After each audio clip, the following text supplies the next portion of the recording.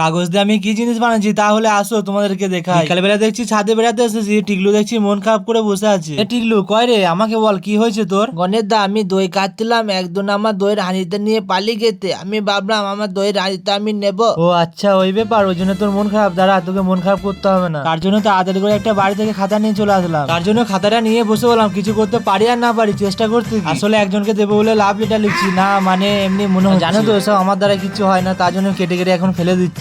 মানে একটা খেপাতুদা দাদা কি সব বানাতে দেখ। আরে টিকলু চুপ কর, তুই তো আমার পেস্ট্রি ডাউন করে দিবি রে। আমাকে দেখে ভয়ে পালাছিস কেন? সামনে আয়, তোর মজা দেখাচ্ছি। দেখতে পাচ্ছ এদিক ওদিক করে কাঁদতে কাঁদতে শেষমেশ আমি একটা গলাহার করে ফেললাম। আমার তো অনেকগুলো বন্ধু আছে, আমার একটা বন্ধুর বিয়েতে এই গলাহারটা তার বউকে গিফট করবো। আমার মনটা কি যেন একটা বললো, দাঁড়া দাঁড়া একটু ভালো করে শুনে নি। তোর বন্ধুর বিয়েতে এটা যদি দিস, চাইবা তুই ভাত ডালটা খেতে পেতিস, আর সেটাও খেতে পারবি না। আর তোমরাই বলো, আমি তো এমনি মজা করছিলাম তাই না? আমি কি দুবো সত্যি? এতে দেখো আমি এতক্ষণ ধরে কি করছিলাম সেটা এতক্ষণ বুঝতে পেরে গেছো। এর নাম অনেকে হয়তো জানো, অনেকে জানো না। আমরা ছোটবেলায় এটা নিয়ে অনেক খেলা করেছি। সবার প্রথমে এসে চ্যানেলটাকে সাবস্ক্রাইব করো, তারপরে লাইক করো, দিয়ে কমেন্ট বক্সে এসে বলে যাও এই জিনিসটার নাম কি। এনে তোর জিনিসটা বানানো হয়ে গেছে, কেমন হয়েছে বল? ইদিত কি সুন্দর হয়েছে, আমি এবার এটাকে খাবো। কি সুন্দর খেতে রে, কি সুন্দর খেতে।